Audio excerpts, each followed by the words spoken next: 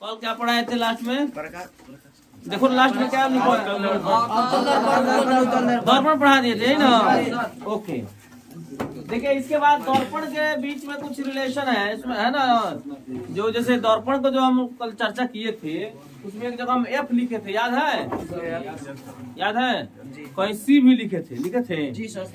तो ये क्या है, एफ और सी, इसको भी जानना है। और इसमें एक सूत्र है ना, एफ और सी और या एफ और आर के बीच में एक रिलेशन है। एफ क्या है तो फोकस बिंदु है, ठीक है, या फोकस दूरी भी उसको कहेंगे, मैंने बड़का एफ छोटा एफ लिख देंगे तो ठीक है ना जी। और आर जो है वक्रता त्रिज्या है ना। क्या है जी? क्या है उसके बीच में कैसा संबंध है तो आप लोग के सामने देखिए, और एग्जाम में, बोर्ड एग्जाम में इस बार भी आएगा और तुम लोग को भी आ सकता है। ये कौन सा दर्पण है, कल चर्चा हुई तो बोलिए। Very good. तो अवतल दर्पण में कल हम ऐसा ही फिगर न बनाए थे कि जब एक ये जो रेखा को हम गुजार दिए थे, इसको कहते हैं प्रिंसिपल एक्सिस, मुख्य अक्ष। क्या कहते हैं जी? इसका नाम क्या है? मुख्य अक्ष। इंग्लिश में जो कहते हैं प्रिंसिपल एक्सिस, है ना, मुख्य अक्ष। और कोई पूछे कि मुख्य अक्ष किसे कहते हैं? मुख्य अक्ष किसे कहते हैं? किसी भी दर्पण के बीचों बीच जो रेखा गुजरती है उस रेखा को क्या कहते हैं? किसी भी दर्पण के, है ना, किसी दर्पण के बीचों बीच, या दूसरे ढंग से इसको ऐसे भी दे मैंने उसको परिभाषा लिख सकते हैं, किसी दर्पण के केंद्र और ध्रुव के बीच, जी ध्रुव के बीच होकर जाने वाली रेखा क्या कहलाती है? ये ध्रुव है। पोल, पोल बना होता है ध्रुव, POL, पोल में क्या होता है? ध्रुव क्या होता है तो किसी दर्पण का जो मध्य वाला पॉइंट होता है ना, उसी को ध्रुव कहते हैं। क्या कहते हैं जी? है ना। तो और इसको वक्रता केंद्र, है ना, centre of curvature, centre of क्या है आपको जानना पड़ेगा, ठीक ना जी। तो ये क्या है? गोलीय दर्पण है। तो कोई भी गोल चीज हो, चाहे वो वृत्त हो या गोला हो, है ना, निश्चित रूप से बिना केंद्र का उसका निर्माण नहीं होता। आप लोगों को पता है ना जी। तो इसका जो केंद्र है उसी को कहते हैं, माने मान ये किसी गोला से ना बना है जी, कोई गोलीय दर्पण का ना टुकड़ा है जी, तो निश्चित इसे कहीं ना कहीं केंद्र होगा कि नहीं होगा? तो वह केंद्र को ही कहते हैं वक्रता केंद्र। क्या कहते हैं?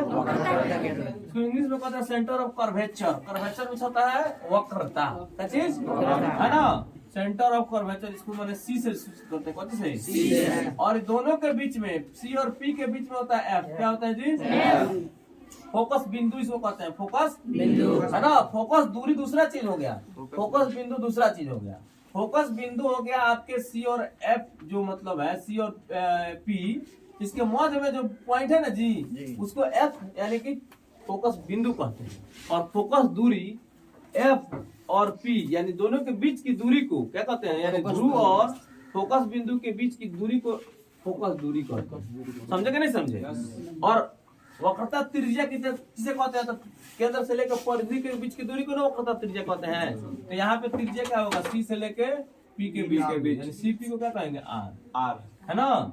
रेडियस ऑफ कर्वेचर इसको कहेंगे, क्या कहेंगे? रेडियस ऑफ कर्वेचर, ठीक है ना। इसको सेंटर ऑफ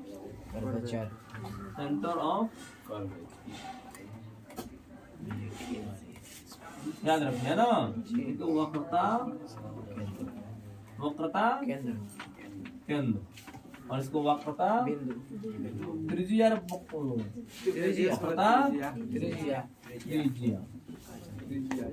है ना। और इसको कहेंगे फोकस बिंदु। क्या कहेंगे? Focal point, focal point, focus बिंदु।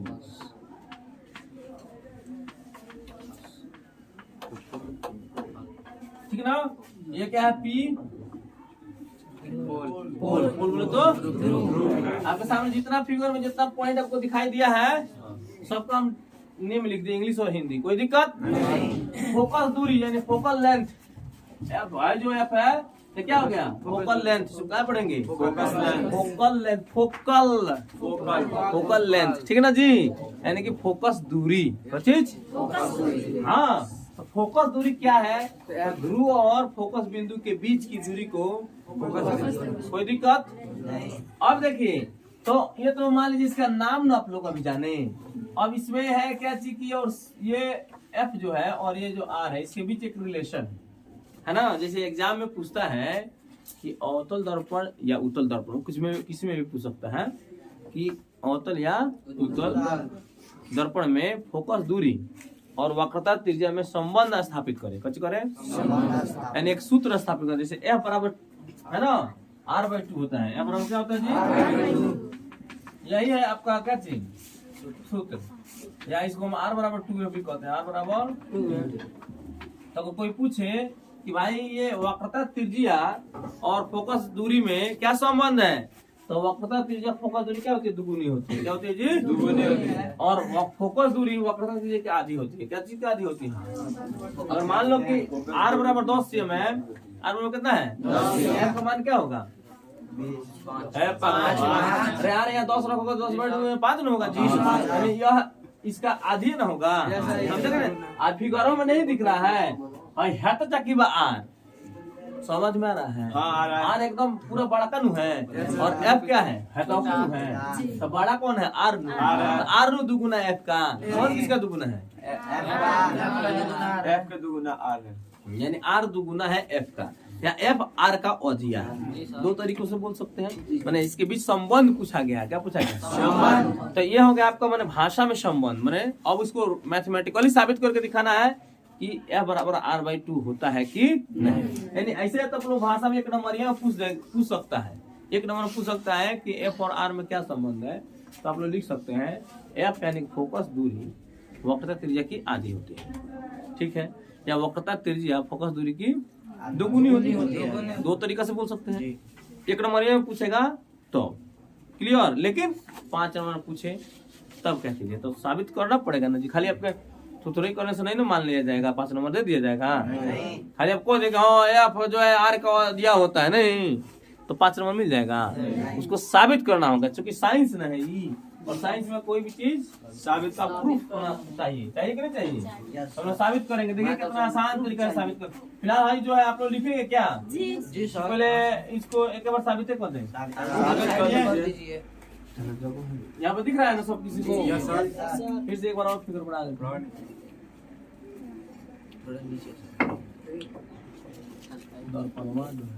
पहले अवतल में ये अवतल दर्पण है जी, और उसके बाद उत्तल में भी करेंगे, चिंता करने के बाद। और देखो एग्जाम में एकदम 5 नंबर में आना है इसको, ये नहीं कि नहीं आना है। पिछले बार भी आया है, इस बार देखो आएगा कि नहीं आएगा। अगर नहीं आता तो देखो तुम लोग में तो कन्फर्म है कि अइबे करेगा 5 नंबर, ठीक है ना। तो हो सकता है इस बार भी आएगा, क्योंकि अब 8वां में करके आता है क्वेश्चन, और इम्पोर्टेंट क्वेश्चन समझ जाइए आप लोग, है ना। ये बार बार रिपीट कर, जैसे मैं कभी उत्तल में पूछा, कभी अवतल में पूछा, और अगर पिछली बार अगर उत्तल में पूछा तो हो सकता है इस बार अवतल में पूछेगा जरूर, ठीक है ना। इस बार भी देखिएगा, जब बोर्ड एग्जाम में क्वेश्चन आएगा जरूर एक क्वेश्चन रहेगा।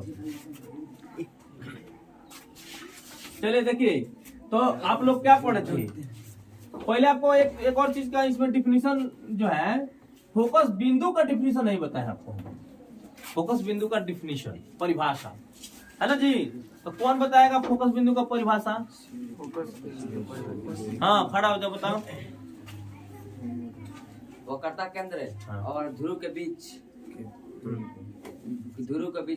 मैंने फिगर का क्या बता रहे हैं, ठीक है, बढ़ जाए, वेरी गुड, दिमाग लगाए हैं, अच्छी बात है। लेकिन देखिए उसका डिफिनीशन वैसे नहीं बताया जाता है। तो बताइएगा कि प्रकाश की किरणें, है ना, किसी दर्पण से टकराने के बाद, किसी दर्पण से, उत्तर में नहीं बोलेंगे, पहले बोलेंगे किसी किसी दर्पण में, किसी मुख अक्ष के समानांतर, क्या बोलेंगे? मुख अक्ष पहले लिखे थे, प्रिंसिपल एक्सिस। मुख अक्ष के समानांतर प्रकाश की किरणें जब किसी दर्पण से टकराती है ना, और टकराने के बाद मुख अक्ष को जिस बिंदु पर काटती है उस बिंदु को फोकस बिंदु कहते हैं। क्या कहते हैं जी? यानी किसी दर्पण में, है ना, मुख अक्ष के समानांतर आती हुई प्रकाश की किरणें दर्पण से टकराने के बाद मुख अक्ष को जिस बिंदु पर काटती है या काटती हुई महसूस होती है, उस बिंदु को क्या कहते हैं? किसको किसको याद हो गया? चलो तुम बताओ अभिषेक, पहले भी हाथ उठाया। किसी दर्पण में नहीं, किसी दर्पण में, केवल अवतल के लिए कॉन्सेप्ट नहीं बताया हमने, किसी भी दर्पण, किसी या लेंस भी कह सकते मुख्य हैं। अक्ष के समानांतर आते हुए किरणें जब दर्पण के परावर्तक सतह पर टकरा कर परावर्तित होती है और मुख्य अक्ष पर जिस बिंदु पर काटती है उसे फोकस। या काटती हुई महसूस, काटती है या काटती हुई, क्योंकि देखिए वो अवतल दर्पण में काटती है ना, लेकिन उत्तल दर्पण में काटेगी नहीं, मतलब काटती हुई क्या होगी आपको महसूस होगी। कल्पना करके हम लोग मिलाते हैं, फोकस बिंदु का निर्माण कैसे करते हैं, कल्पना करके। तो इसलिए दोनों एक साथ बोलेंगे। क्या समझे आप लोग, समझ में आया सबको जी? कि मुख्य अक्ष का समानांतर आती हुई प्रकाश की किरणें किसी दर्पण से टकराने के बाद मुख्य अक्ष को जिस बिंदु पर काटती है उसे क्या कहते हैं।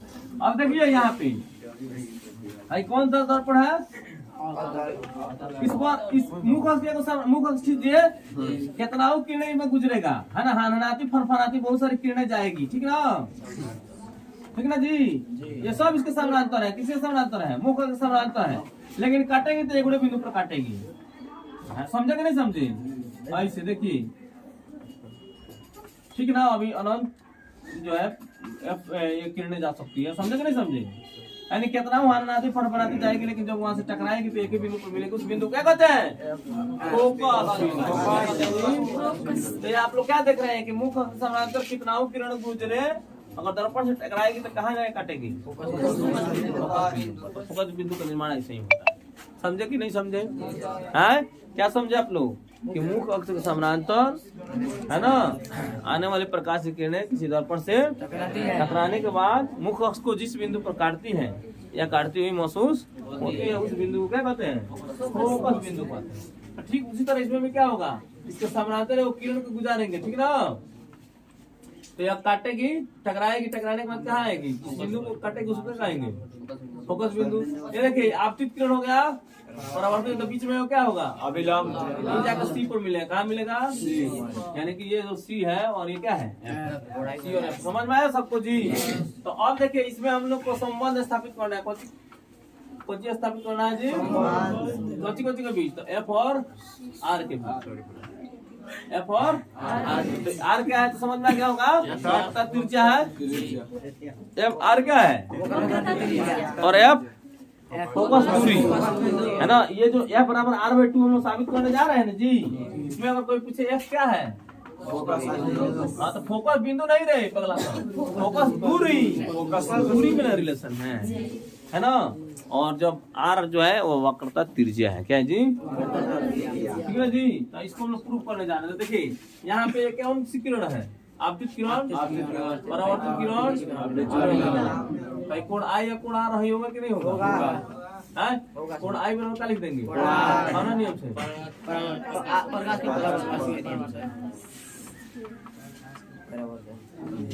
नियम से। कोई दिक्कत किसी को समझने में? अब देखिए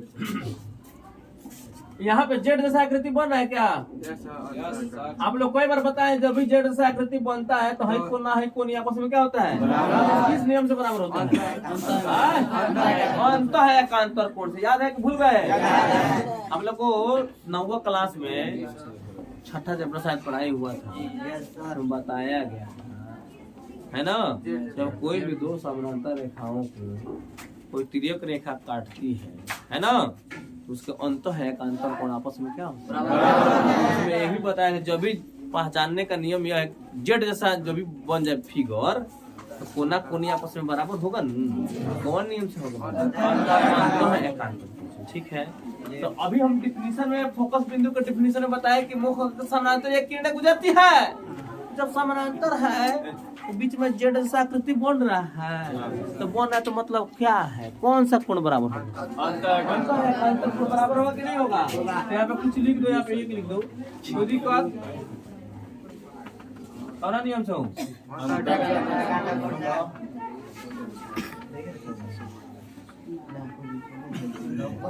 किसी को समझने में कोई दिक्कत? इसको समीकरण 1 लिख दो, इसको क्या लिख दो, समीकरण 1 और 2 से एक तरफ बराबर दूसरी तरफ भी क्या होगा, कोण आर बराबर कोण 1 होगा कि नहीं होगा, तो कोनो भी त्रिभुज में, फिर आप 9th क्लास में एक और कॉन्सेप्ट दिया गया था किसी त्रिभुज में यदि दो कोण बराबर हो तो उसकी सम्मुख भुजाएं भी आपस में क्या होंगी? याद है कि भूल गए? बताया गया था कि किसी भी त्रिभुज में यदि दो कोण बराबर है तो दोनों कोण के सम्मुख भुजाएं, सम्मुख बोले तो हमारे घर में कोण है, सम्मुख मतलब आमने सामने, आमने सामने की भुजाएं आपस में क्या होती हैं? कोण आर के सामने कौन भुजा दिखाई दे रहा आप लोग को? Very good. और कोण ए के सामने तो यहाँ पे कुछ नहीं था, लिख दो डी। तो इसके कोण ए के सामने कौन हो गया? डी है। कोई दिक्कत ना, किसी को समझ में कोई दिक्कत नहीं ना? यहाँ पे लिख कारण बराबर कोण के सम्मुख भुजाएं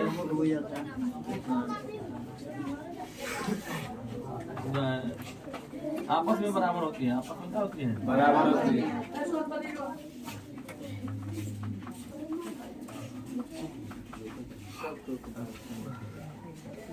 किसी कोई दिक्कत? यहाँ पे एगो चीज रटना पड़ता है आप लोग को, ठीक है ना? ये जो डी को, माने ये वृत्ताकार है ना है जी, तो डी को अगर हम थोड़ा देर के लिए क्या मान ले? पी मान ले, है ना? क्या मान ले? मैंने काफी नजदीक हो चुकी है इसके समानांतर, तो इसके नजदीक भी किरणें न गुजर सकती है जी। तो लगभग पी और डी इक्वल है ना होगा, माने मान लो एफ डी जो होगा वही डी एफ बी हो जाएगा। अगर हम क्या करें, डी को यहाँ इसके माने इसके समानांतर द्वारा दूरी पर लिखे हैं, तो इसके समानांतर तो अनंत किरणें है जी, मुख्य के समानांतर अनंत किरणें है। हम मान लीजिए थोड़ा देर के लिए मान लीजिए कि डी कहाँ हो? पी हो। डी टाइम्स टू ऐसे लिखा रहेगा ना, क्या पढ़ेंगे? डी इंगित करे पी को, हिंदी में, इंग्लिश में D times two. Times two एक इंग्लिश वर्ड है, इसका मतलब होता है इंगित करना या सूचित करना, यानी कि डी कौची को सूचित करे? तो डी बराबर क्या? तो डी हटेगा तो कौन सा हटेगा? पी। सी बराबर क्या हो जाएगा? कोई दिक्कत किसी को नहीं ना? दिक्कत तो हो गया प्रूफ। अब देखिए चुकी लिख देंगे यहाँ पे क्या चीज, यहाँ सबको दिख रहा है ना? सीपी बराबर, सीपी बोले तो ये दूरी ना जी, तो इसको क्या लेंगे? C F plus P F लिख देंगे। C F plus P F लिख सकते हैं, या सीपी को आर लिखेंगे, क्योंकि सीपी क्या है? केंद्र और परिधि के बीच की दूरी है कि नहीं है? इसमें हाँ ठीक है, तो आर लिख दे, कोई दिक्कत है यहाँ समझने में? और सी एफ बराबर यहाँ पे क्या प्रूफ हुआ है? एक पी एफ फिर एक और पी एफ तो पहले से है कि नहीं है? तो पी एफ क्या है? पोल से लेके फोकस बिंदु के बीच की दूरी को एफ न कहते हैं जी। तो यहाँ पे क्या लिख देंगे? एफ। क्या लिख देंगे? छोटका एफ लिख देंगे। क्या कोई दिक्कत है? या आर बराबर छोटका एफ प्लस फिर छोटका एफ बराबर कितना हो गया? 2 एफ बराबर एक एफ एक दो एफ नहीं होगा जी, दो इधर गुना में इधर का क्या होगा? एफ बराबर आर बाई उसमें रिकॉर्ड हो रहा है जी, छाप लीजिए। रुक दो,